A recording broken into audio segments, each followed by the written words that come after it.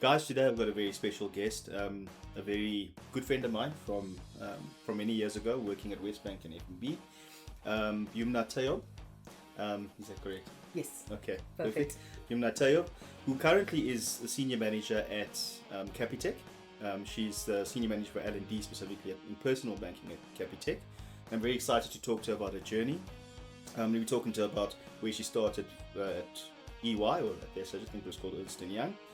Empirica, she was there for a little bit as well, and had quite a long stretch at FNB, and finally at Capitec now, who, like I mentioned, is the senior manager of L&D in personal banking. Welcome, Yumna. Thank you for joining me. Thank you so much, Grover, and I'm really excited to share with you part of my journey today. Sounds amazing. So, firstly, just thank you to Connemara and Seed for giving us the use of the offices. It's a beautiful space. So thanks to Seed and Connemara for that. And just to kick it off, Yumna, let's ask, find out more about you. Who are you? You know, where did you start? In your younger days before you started working, who's Yumna? Sure. So it depends on how much of hours we have, because I think there's just so many layers to every human that you meet. But maybe just a very quick synopsis is, I'm a mother. I've got 3 amazing kids. I'm a daughter. My mom was actually my best friend for most of my lifetime. I'm a sister. I have 3 brothers. And growing up, you know, when you're the only daughter, it's almost like you're either the pampered princess or you're a tomboy. But if you're the tomboy, then you need to be like performing above, like doing twice as hard as your brother. So yes. I chose to be the tomboy route. And I suppose I was very much, and that's helped shape me actually, because I find that, you know, we yin yang in terms of our masculine and feminine energies, and I find that masculine energy that I carry from my youth helps me a lot also right now, because it's very action oriented, it's very going after your goals and that type of thing. I was born into a very diverse family and community. So my grandmother was colored and she was Anglican. She married my grandfather, who was Tamil, and she converted. So I had exposure in terms of the 2 different communities. And then my mother married my father, who was Muslim. So then brought up Muslim, but I had exposure to different faiths. And I suppose that has grounded me a lot in terms of my outlook, understanding that at a fundamental level as human beings, there's a core fundamental beliefs around morality, around, you know, human emotion. And then at the age of 18, I decided to be spiritual because I felt, you know, it was one God, and that's helped direct me in many pieces. But it's given me a good understanding and appreciation around how diverse we all are, and actually how we are so the same in so many ways. Yeah. You know, so it's such a weird balance, but it works. You know, so it's this tapestry of life, which is just amazing. Growing up, I was quite, I had a strong personality. The community that I was born in, I felt I wasn't suited to that at a particular point in time, and I wanted bigger things. So at the age of 9, I convinced my parents to move out of the community. And I think from that point, it was really around, there's certain things that felt very deep and strong that I was drawn to and was led by. I've had 9 careers. I'm in my 9th career. So I am a Gen X. And at the time, since millennials came on board, it's becoming a little easier around, moving around. But at my age, when I was younger, people often thought something was wrong with me because, like, do you actually know what you want to do? Yes. And I suppose at first I also questioned. I mean, it's important to question ourselves, right, and to reflect. And I also questioned at times, and then I made peace with the fact that for some, life is like a map. They've got a map, and this is where they're going to go. And for some, life is like a compass, and you get directed to where your journey needs to go. You understand what's important to you and the direction you want to go in, and how you get there might be different, and everyone's different. So so I suppose I've been blessed in the sense that I've had really great opportunities. I've married, divorced. Let's not go down. That's a whole nother podcast. Next time. From that, I mean, lots of lessons learned. So I'm quite a strong female, and maybe I'm just going to share a little bit because I think the audience. So I was in an abusive relationship, right? So I know you look at someone and you think to yourself, this person does not look like an abused woman. And I think it's really around that it takes on different forms. Absolutely. And also as women and men or whoever, because I found it across, it's that it's about conditioned behavior where you're no longer yourself. And that's been a massive learning for myself as well, around remaining true to who you are and how you have that internal compass that then directs you across. I think all of us have lessons that we go through our lives, but that was one of the big things around how do you remain true to your core, but understanding that life will come on board, but really staying true to the core. And I'm blessed with 3 amazing miracles. I mean, people often say, was it 11 years of your life wasted? And I'll be like, no. If this was what they needed to be born, and I can't imagine life without them. So they're my biggest teachers, actually. Funnily enough, they think I'm half the time they think I don't know what I'm talking about. But I love it. I think they're amongst my biggest teachers. I've studied quite a bit. I'm a lifelong learner. I mean, 9 careers. But I find that reverse mentoring actually, really, really great. Yeah, that's an interesting point. Yeah, and thanks for sharing that story with us. It's obviously quite, I know it's quite personal, but I think it's important as well that people understand that it doesn't matter what difficulties you face, you can still, become somebody very senior and professional and, ambitious, etc. And I really like that whole discussion of talking about, the different religions and understanding different, like you were saying, one God kind of thing, which I also subscribe to, which is also kind of important. Obviously, when you go into the workplace, you need to be able to be accepting of everybody, regardless of race, gender, whatever they do. So that's also quite a nice little story from there. So I was just thinking about the kind of lessons along, your work journey, and any lessons that you might have. So you can go through whichever company you want to talk about. Obviously, starting at EY, ending up at Capitec. You're at F&B for quite a long time, so I assume you'd want to talk a bit more about your time at First Rand Group with, managing or leading the platform journey with the Human Capital Business Transformation lead. I have to get that right. Yes. Kind of taking people through that platform journey. We had a small discussion about it before we started recording, but I obviously saw a lot of passion there, and I wanted to kind of delve a bit deeper into that, just find out specifically at FRG at least, what your experience was with that, and now Capitec as well. Absolutely. So I suppose I started off as a computer programmer, as a data engineer at Ernst & Young. Growing up, you didn't exposure to a lot of places, and it was either doctor, lawyer, accountant, or IT. Those were sort of my options that our parents tried to move us into. My dad was a doctor, so he discouraged me from being a doctor for very good reasons. My cousin, who is actually one of my role models, was going into law, and she is phenomenal. I'm too competitive to start off defensive. So I was just like, that's your space. Accountant, hell no. So I went into IT. And that's how I got into Ernst & Young. And it was a really, really good foundation. It was such a good starting place for me. And I grew so much. But in consulting, when you go sort of up the ladder, you either go the consultant route, which is quite technical, or you go the account management route, which is more people management. Yes. And through the Ernst & Young journey, I realized, I'm more of a people person. I've always had strong leadership ability. I was SRC chairperson, that type of thing. So I started moving up the ladder, and then what also was really great about it is that it gave me exposure to different clients. Yes, yeah. So that's why once I got into corporate, what I liked about getting into corporate was I was able to do the solutioning, but also see the implementation. So I was able to see my baby. Yes. Be born as such. Yeah. Whereas, with the EY, it was more along the lines coming in, and then you sort of, it's the company that helps implement. So that was nice in terms of the corporate dynamic, but because of EY, it gave me that I realized I thrived on challenges, and I realized I thrived on problem solving, and I realized I thrived on solving problems through people, unlocking potential, working with people, leading, guiding and working with people in order to achieve a particular outcome. So once I tried consulting for a while with Empirica as a project manager. Unfortunately, financial circumstances, it's a bit, the industry is sometimes you've got work for a couple of months, and then you're not sure, and then it extends by a month, and it extends by a month. I just lost my dad, financial responsibilities at home, so I decided to get a more stable role, got into F&B, loved it. Loved. I was an You were there for a innovation while, project yes, manager. Yes. yes, yeah. And the culture was good. Yes. And so I grew. So F&B gave me the opportunity to really grow in different spaces. So really that I became a senior manager at the age of 28, designing and building branches. I had quantity surveyors, architects reporting into me, then went into vendor management, managed a team of lawyers and sort of supplier management. Then looked at green strategies, then headed up marketing for a while.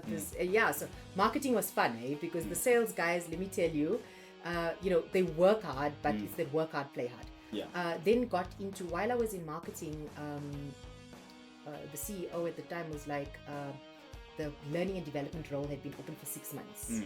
And so the CEO at the time was like, why don't you try Yumna? Why doesn't Yumna go and apply for it? And at the time I was like, shit, I'm learning so much in marketing. Yeah. And I was really enjoying the space, but it was the CEO. So I was like, okay, I did at Ernst & Young. I ran a summer school, which I won awards for and went to London for and all of this. I thought, okay, I come from a family of teachers as well. So I thought, let me try that. Let me go for it. Let me try. And I loved it. It just connected all of those pieces that work, because I think from a human nature perspective, it doesn't stop. Humans are evolving constantly. So as much as change and the pace of change now is happening so rapidly, the thing is we've been changing since we landed, since the start. So it's just that it's now continuous change, and I think that's the adjustment we need to make. So just understanding from a human nature perspective and how we can unlock and work together, and really so that's been amazing. I then headed up learning for the sort of branch network, then for segment, and then for F&B, and that was really exciting. I think once you sort of look after an enterprise, it's becomes a bit more regulatory governance, and that I prefer working more with the people in the business. So that time was enjoyable, help implement systems and stuff. But really longed, because I've got that business mindset. So how do you see learning as an enabler of business strategy? I'm a big piece in terms of, okay, how do you see learning as an enabler of business strategy? And that means understanding business strategy so that you can see how you can enable it. Anyway, did that for a while, and then there was an opportunity with the group platform journey. It started in F&B, and they were now elevating into group. And what had happened is, when you look at people, tech, data, and process, there were people looking after the people, the tech, and the data. I mean, after the tech, the data, and the processes. But there wasn't really someone looking at it from a people perspective. Like, what is the people impact across all? And so I stepped into that role, which I loved, because you looked at it across sort of human capital. We looked at retention strategies. We looked at succession strategies. We looked at replacement strategies. We looked at putting together org design work, because building capability at a group level. We looked at change was a big part of it, in terms of understanding change and transformational change. So I call myself a transformational leader, because I'm used to going into spaces and helping transform them. But now it was also nice to say, how do you actually make sure that this change can move across the 50,000 employees? And actually, it's not a one size fits all. And I really like that, because that's what, especially when you're being a change manager myself, people think, drop a couple of boxes of Smarties on your desk and just send out some comms, and that's how it kind of changes, and it doesn't obviously work. Exactly. But yeah, so I'm really really interested in what you're saying. It's really hitting a nerve with me. So I loved it, because a big part of it, and I mean, so the CPO at first, Rand, was very big on change as well. And one of the things that we then looked at is, how do we look at really, when we say leader-led change, there's the one around the leader leading the change in terms of actually like implementing it, but there's also a big change leadership component up front. Like, how do you structure things so that the change lands properly? Like, how do you align infrastructure? And by infrastructure, I'm talking about the resources, the capacity, the structures. Do people need to be developed? Do scorecards need to be looked at? Do we need to relook at how we structured? Because you can have the world shit hot change manager, but if it's not set up properly up front, it's gonna be very difficult to land. So we were very keen on how do we, which is why I loved the thinking from the platform journey and the chief digital officer around, let's have someone looking at it from a people lens. And obviously I pulled in the various people partners in order to see, okay, how do we work collectively in order to make this work. So I really love that. Comms was also part of my portfolio at that stage, and it was really also talking to that learning in terms of, we talk about different learning modalities. In the same way, from a change perspective, what are the different modalities? What are the stakeholders? How do you identify your stakeholders? And then what is the key messaging that you want to land in, the outcomes you want out of them, and then how do you do that? Type of thing. So I think being clear around the why, the outcomes, and the key message is very important. And then obviously the aligning infrastructure, and then how you then communicate and land that change across those stakeholders you'll still draw that. It just might be, for some of your executive leadership, it will be an exec summary that they need to know. Whereas, people that are actually driving the change and are, the technical guys, who then go into quite a bit of depth. So different communication strategies for different groups, etc. Absolutely. Spot on. So I really, really loved it. I wasn't looking at moving, and then Capitec contacted me at that stage. And I suppose I'm at a life stage where I was looking for some change. I've been in First Rand now. I've been in First Rand for almost 18 years, almost 16 of those, specifically looking within the F&B space. It was exciting work, but also, I'm 45 years old now. I've got 3 kids, they're teens. I felt I needed a bit of a change. You don't look 45. I'm 46, I look 46. No, you do 50. Not. You still, you don't look 46. No, I thank you for that though. I think it's my cream and my family genes, I'll be honest with you. Also, my kids keep me young, type of thing. I'm sure you've got kids, they keep you young.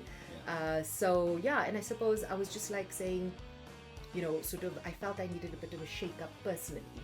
But I was loving my work at First Rand. I was loving the things that we were doing there.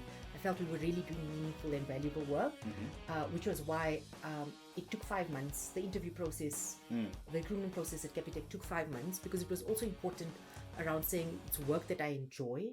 I feel that I'm making a meaningful difference, and the culture is also really important. Type of thing. And I think Capitec is really exciting. It reminds me a lot of F&B when I first started. It's got, the fact that I've been in 9 careers, I call myself a serial entrepreneur. So I've got that entrepreneurial spirit, and Capitec's really great in terms of, having that entrepreneurial spirit, that hunger around creating new stuff. That's so I'm amazing. very big. And I feel, I'd really like to influence in terms of bringing some heartfelt leadership, because as you transition and become bigger, sometimes you can lose that. But I think Capitec's really proud of their culture, and they've got reason to be proud of it. And I'd like to believe that I'm going to be one of those leaders that can help not only achieve business goals through our people, but do it by influencing heartfelt leadership. Absolutely, And just from my understanding of Capitec and where they came from, basically crafting a whole segment for themselves that nobody was willing to go into, and now, being one of the biggest banks, it's insane. I just wanted to ask you about your time at EY a little bit, just a quick question. For me, when I started working at Discovery. I was there for, that's the longest stint I had at any company. But they were very innovative. They taught me a lot, as well as when I went to Accenture, in terms of hard work, putting a lot of effort in, but also being very innovative and thinking of things out of the box kind of thing. Did you find that was kind of similar at EY for you? As you go through the rest of your career, was it something that kind of supported you with that kind of thing? Absolutely, and because you definitely. So I think EY, the benefit from EY was also the global best practice, which you would have sort of had exposure to at Accenture as well. So you worked with, and I think exposure is very important as a key learning thing as well. Learning tool. So you had exposure to global best practice. You had an opportunity to connect with people around the globe in terms of ideas, thinking, in terms of the clients that you met. You also weren't 100% sure what was going to come out. So you had to think on your feet. And I remember when I started at EY, I thought I have arrived. Right? I actually couldn't get a job at first. So I partnered through the Department of Labor for a course. You make a plan, you do what you have to do to get the outcome. And through there, I got into EY because, So, and I thought I'd arrived because I'd done all this work. For the first, while I was looking for a job, I was stamping certificates, right? Like I was literally looking at the certificate number on the computer. This number the amount is the same, and I stamped it. I did that for 7 months because I couldn't get a job. And then I got into, so I was like really like, you feel like, oh, okay, I've been from here, I have arrived. And I arrived there all like, with my stiletto heels and my pencil skirt and all of that, looking the look. And for the first 2 weeks, I did photocopy. Oh, yeah. right? But that was good Mm. because it humbles you to a certain extent as well, to almost say, guys, any little thing that you do, you're thinking to yourself, this might be menial, but actually it needs to be done. Someone needs to do it. And what I did was I was like, okay, you know what? I'm gonna be the best damn photocopying person that they're gonna have. I'm gonna give my all to everything. And I think from a work ethic it started.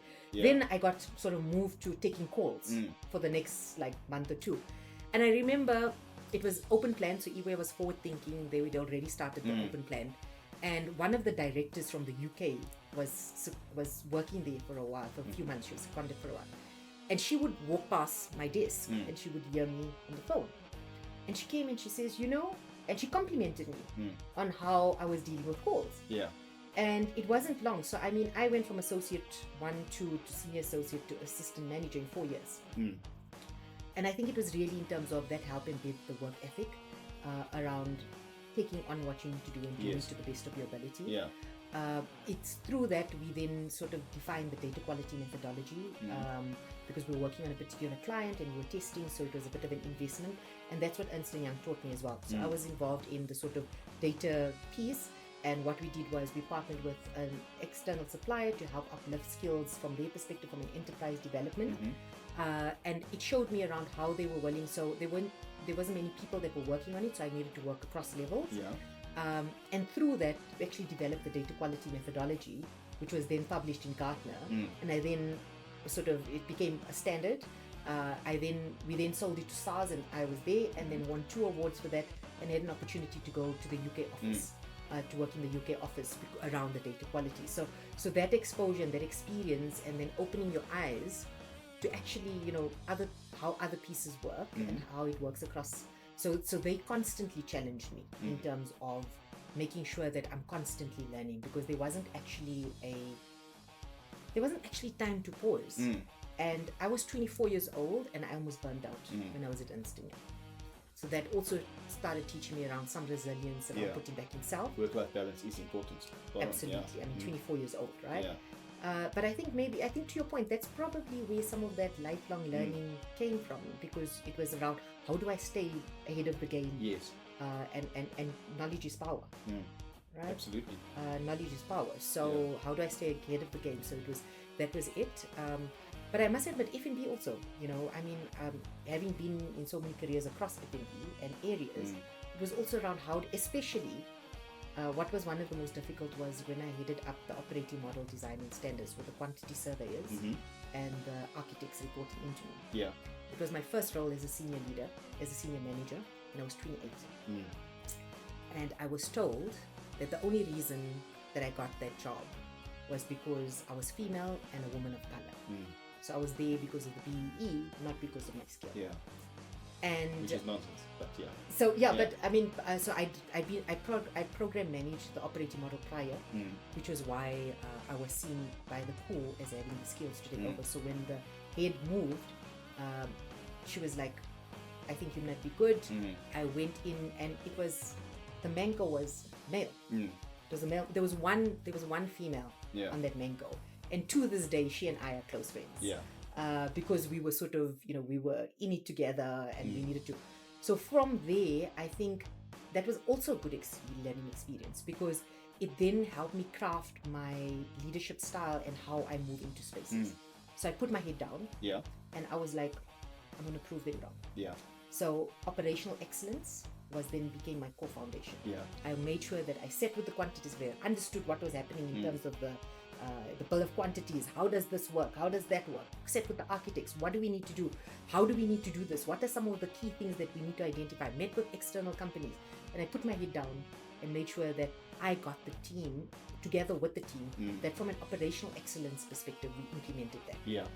Then my next foundation is to say, whilst you're working on that, is trusted relationships. So how do you build your relationships and trusted relationships? And that's something I'm still needs to get better at, I'll admit, because as you move around, you need to also say, how do I expose myself and open up to more than just where I'm at, and then evolution, because we need to evolve all the time. But underpinning all of that is empathy and authentic leadership. So that helped me define, and that's my personal sort of steps to success. Yeah. But I think it was really at that point that It was that thing to say, I'm going to show you. Yeah. But I'm not going to show you by, I'm going to show you by what we deliver. By being the best, and because you are in terms of what. And the team, I mean, the Yeah. team, they're the ones that did it. It was really Yeah. around understanding it so you can help unlock for them to be perform at their best. Yeah. Because and I mean, designed some phenomenal stuff and did some great stuff. Yeah, amazing. Yeah. And that was my next question, in terms of challenges, being a woman of color. And I know that you've given us quite a few tips there, etc., like, how you go in and delve in. Is there anything that you would specifically say to a woman of color that's currently maybe facing similar challenges in the workplace, if it's a one-liner, whatever, even if it's something that you mentioned already, any lessons you can give to younger people? So I think it's really around understanding yourself and trusting yourself and that self-belief. Because if you listen to the noise around, it can sway you in any direction. And there'll always be something against what you believe. It's like data. You go look for any research, you'll find research on anything that you want to find. Yes. Type of thing. And differing opinions. So I think it's really around, how do you understand yourself? How do you understand your strengths? How do you understand the areas? How do you understand where you want to go, what you want to achieve out of that? And then stay true to that. Yes. Yeah. As a fundamental, Yes, you can listen to people because maybe there's an idea, but that why and that what of who you are, that remains core. And then the how you maneuver, that can potentially, how you navigate might change, but who you are at a fundamental, and stay and trust yourself. And I think learning to trust yourself, if anything else. So, I'm a coach as well, and one of the key things that I always say is how you take your personal power back is through self-care. And self-care is more than bubble baths, and it's part of it. But it's more than that. It's around how do you create a life that you don't need to escape from. Yes. And and a lot of it is just around coming back to self. Yeah. Because the answers are inside of you. You just need to quieten yourself down, pause, reflect, create those moments, create that time. And you've segued nicely into moments. Pause there perfectly. As I was saying it, I realized, yes. Yeah, because that is literally, you were talking about the noise and all that kind of stuff, and obviously pivoting slightly, maybe talking a bit more about people, struggling with burning out, etc., which I've gone through a couple of times. I know you have as well. So maybe we can segue into that and talk a bit more about moments of pause and what you're doing there. The important work you're doing there. We spoke about it just before the podcast, which I'm really keen on personally, which is not really relevant for this. But tell us a bit more about that. What is Moments of Pause? I know it's your company, but a bit more detail. So it's a company that I opened up a few years ago, and it's more about soul work for me. And at the time, I felt like I was struggling, and I'm big on self-awareness and self-development, as I'm sure you can see by now. But at the time, I was just feeling very lost. Like I was feeling like a bit of a ship on the ocean of a stormy sea, and like I was struggling to find that anchor to really, and I was being swayed, and there was a lot going on. And so I just decided, like, my intuition was telling me, you just need to pause. You need to connect to self. You want to take back your personal power, go back to self. And I started being quite deliberate around that. And then I realized that my soul's music was playing. I felt like I wasn't listening to my soul. I was listening to everything else. I wasn't being guided by my soul. And then I was like, okay, what do I need to? And then I realized, that soul's music continues playing. But life is like a vacuum cleaner. The vacuum cleaner is making a noise, so it's drowning out. So how do you switch that vacuum cleaner off? And that's where Moments of Pause came about, to say, how do you pause to quieten the noise of life, to hear the music of your soul? Yeah. And that's really around, and it's become a bit of a lifestyle, because, and part of that is conscious living. Like, how do I, so people laugh, and I laugh and I'm like, I'm terrible at multitasking. Multitasking is a fallacy, it is not real. Yeah. It's called rapid task switching, actually, scientifically. So, and then I was like, no, when I'm focused on one thing, I want to be here and focus. How do I create my moments of pause where it's about just connecting to self? And that becomes, so it started with 5 minutes a day. And then, I was through my divorce, they were like, what does Yumna want? And I couldn't answer. I was like, no, I want this. And they're like, no, that's Yumna the leader. That's Yumna the mother. That's Yumna the daughter. What does Yumna want? Like, I couldn't answer. Yeah. And now I'm like, I tick 2 bucket items off my bucket list every year. I'm like, because then it goes back to what does Yumna want. I buy myself a Christmas gift and a birthday gift every year, a gift to me from me, and I always love the gift. But it connects to the what does Yumna want, you know? And I started off with 5 minutes a day, just asking myself, what does Yumna want? Whether I wanted to eat Nando's that day, whether I wanted to listen to a song, whether I wanted to listen to a podcast. But you just give yourself, and then your inner voice becomes stronger. And it was really, that's how it started. And then really tapping into it to the point where my kids, a couple of years ago, we went to fetch one of my sons. We went to go drop one of my son's friends, and his mother and I were standing and talking outside, and my kids were, you know, in the car listening, and the mother was quite stressed. And when I got into the car, my daughter told me, "Mommy, I think Auntie X, Y, and Z needs a moment of pause." And I was like, because it got to the point where I was like, guys, I need a moment of pause. For the next 30 minutes, you don't have a mother. Yeah. Like, pretend your mother does not exist. Like, so those lessons you're even teaching your kids, they're picking it up. It's amazing. So I mean, it's really become an integrated part of my life. Yeah. Because I think it's so important for everybody, because we do get swayed. There's times now also when I'm a bit all over the place, and then I'm like, oh, I can feel I'm a bit all over the place. I need to take a moment of pause. Let me take a step back. Yeah. And that looks like different things for different people. Some people go religion, some people can go healing, some people it's therapy, some people meditation, some people it could be gardening, some people it could be music. My son is big, he's in music. My girls, you know, they've got their own thing as well, you know, so it's I think it's, but what is that pause for you in order to really just help you connect to yourself? Yeah. Because you've got what you need inside of you. Yeah. You just got to listen to that inner voice, if you can put it like that. That's amazing. Yeah. Like I said, we'll chat about me after this. Yumna, thank you so much. It was really, really great. We'll definitely put Yumna's LinkedIn profile in the description. So you please follow Yumna. She's really great on LinkedIn as well. And thank you to Seed and Connemara as well for giving us the opportunity to use their space. It was a really, really great experience. And thank you, Yumna. Appreciate it. It was lovely. I loved the conversation. Thank you so much, and I hope you all found some value in some of what I've said, and I wish you all the best. Thank you.